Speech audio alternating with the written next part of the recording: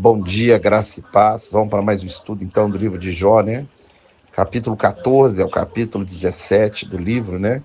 Fala que o homem nascido de mulher vive por breve tempo cheio de inquietação e logo passa. A nossa vida é muito rápida e você deve aproveitar os seus dias, servir ao Senhor, servir ao seu próximo, ser uma bênção aqui nessa terra. Ele fala sobre a comparação de um homem com a árvore, porque uma árvore mesmo cortada fica no tronco, a raiz, ao cheio das águas brotará e ela nasce de novo, né? E os seus ramos vêm. Mas o homem, quando ele morre, acabou, fica prostrado. Onde ele está, e ele fala que quando existir os céus, o homem não vai se levantar. É interessante que em 1 Tessalonicenses 14, 13, o apóstolo Paulo fala: não quero, irmãos, que sejais ignorantes quanto aos que dormem, quanto aos demais que não têm esperança. Porque se nós cremos que Cristo morreu e ressuscitou, juntamente na sua vinda trará com ele os que dormem. Ao ressoar da trombeta, os mortos em Cristo ressuscitarão e nós seremos arrebatados. Jó fala que o homem que morre aí, enquanto existir os céus, ele não vai se levantar.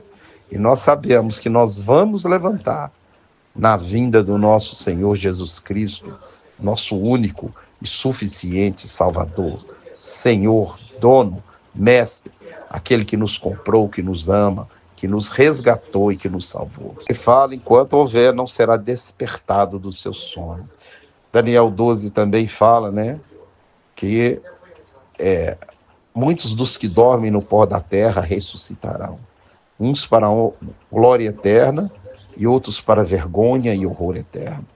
Em 1 Coríntios, capítulo 15, 51, fala: eis que vos digo um mistério, no momento, no abrir e fechar de olhos, ao ressoar da última trombeta, os mortos em Cristo ressuscitarão e nós seremos transformados. E agora, no próximo capítulo, o outro amigo de Jó, né? Ele faz de novo o temanita, descendente de Ismael. Você lê Gênesis 25, né? Príncipe Temã. Então, esse é um descendente de Ismael. Ele agora vai acusar Jó de impiedade, de ser um homem ímpio. Olha só. Fala agora: a tua própria boca te condena e os teus lábios falam iniquidade contra ti. Fala que é o homem que seja puro, pois Deus não confia nem nos seus santos, quanto mais no homem, e nem os céus são puros aos seus olhos, né? Fala: quanto menos ao homem que é abominável e corrupto, que bebe a iniquidade como água. Ou seja, estavam cada hora mais massacrando e pisando em cima de quem já está quebrado, moído, né?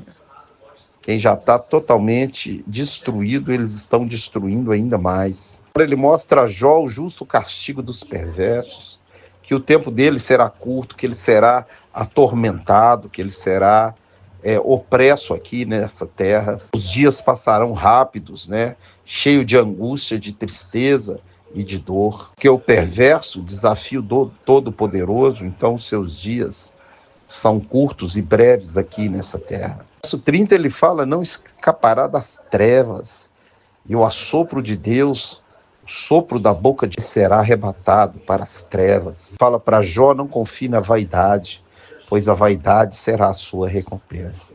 Eles já criam naquela época num juízo, né? O juízo do fogo, né? A Bíblia fala em Apocalipse, capítulo 20, que aquele que não tiver o nome escrito no livro da vida, a parte que lhes cabe será no lago que arde com fogo e enxofre, a saber, a segunda morte. Existe a morte física e existe a morte eterna. Jesus Cristo veio e nos livrou da morte física. Mas eu te pergunto: e Jó e os que morreram antes de Jesus? Eles vão ser salvos como? Se eles não conheceram o Messias e não há salvação em nenhum outro? Leia o livro de Atos, capítulo 4, verso 12. No próximo dia, amanhã, você vai saber como que Jó, qual é a esperança da salvação para aqueles que morreram antes de Jesus. No próximo dia, amanhã, você não pode perder. Você vai saber qual que é a esperança de Jó. E você vai entender como que Deus vai agir com as pessoas que morreram antes de Cristo. Jó agora começa de novo a reclamar da situação que ele está passando, da dificuldade, porque não é fácil tudo aquilo que ele está sofrendo, que ele está passando. Não é fácil para um ser humano passar. E ele fala, eu poderia falar um monte de coisa para vocês, se vocês estivessem aqui no meu lugar. E nós devemos aprender a nos colocar no lugar dos outros. Temos misericórdia uns dos outros, carregar o fardo uns dos outros. Leia Gálatas 6:2. Fala, carregai o fardo uns dos outros, e assim cumprireis a lei de Cristo. No verso 5 ele fala o que ele queria ouvir deles. Falava, eu poderia, ter compaixão de vocês e com as minhas palavras diminuir a sua dor, né? Aplacar a sua dor, ou seja, te consolar em vez de te acusar. Quem dera vocês estivessem no meu lugar, que vocês ouviriam coisas diferentes do que eu estou ouvindo. É isso que Jó está falando com seus amigos da onça. Verso 7, ele fala, as minhas forças estão exaustas, porque Deus destruiu a minha família toda. O homem perdeu tudo. Naquele momento, o Jó acha que Deus está com ódio dele, está irado contra ele, porque ele já está pele e osso, já perdeu a sua família, sua magreza contesta isso. E a cabeça de Jó só tem um pensamento, Deus não gosta de mim, Deus não me ama. Eu quero dizer para você, Deus te ama tanto, tanto, que ele deu o que ele tinha de melhor por você, Jesus Cristo. Em 1 João capítulo 4, diz que Deus prova o seu próprio amor para conosco, tendo Cristo morrido por nós, sendo nós ainda pecadores. Então, indiferente do que você passa hoje, creia nisso, Deus te ama. Deus tem o melhor para você. E muitas vezes nesse mundo nós teremos aflição, teremos que suportar o dia mau, seremos atribulados, mas com uma certeza, o nosso reino não é desse mundo. E a nossa esperança não está fincada naquilo que vemos, mas naquilo que não vemos. Nós não estamos vendo Cristo, mas nós sabemos, temos certeza que Ele vive, que Ele reina e que Ele vai voltar. Continua falando que Deus não gosta dele. No verso 12 ele diz, em paz eu vivia, mas agora ele me me quebrou todo, tirou, me arrebentou e me privou a caminhada dos meus passos. Ele fala, o meu rosto está afogueado e não para de cair lágrima, embora não haja maldade na minha mão, não haja violência na minha mão, e eu não deixo de fazer a minha oração.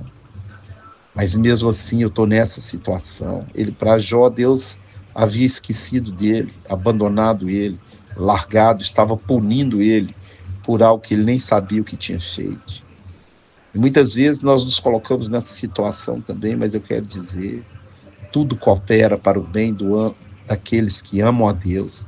E você vai ver o fim que teve a paciência de Jó, ou ele aguardar no Senhor, ele esperar com paciência.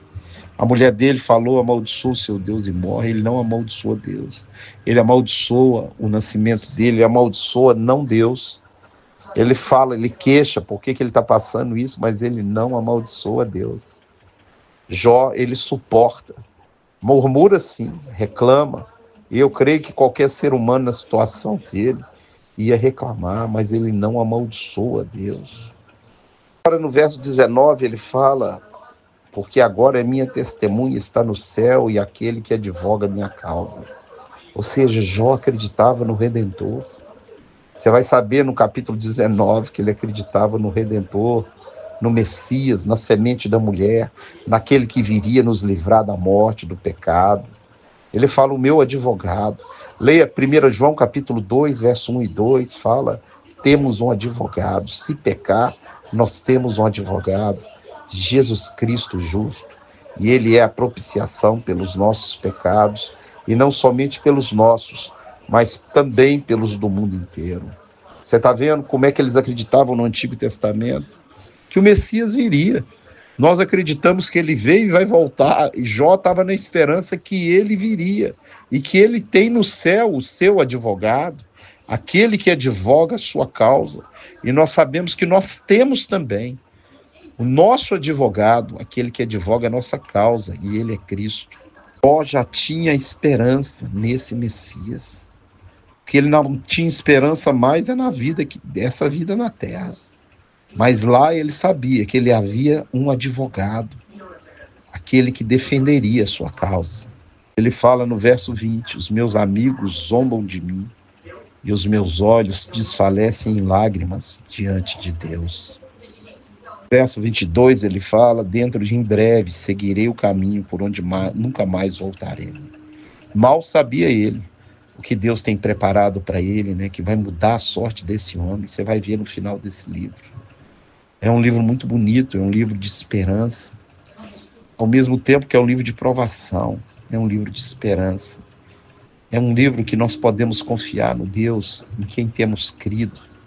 Ele é o mesmo ontem, hoje, eternamente. Ele não mente. Ele está contigo todos os dias. Ele é fiel. Deus te abençoe e te guarde. Te livre de todo mal. Te dê um dia abençoado em nome de Jesus.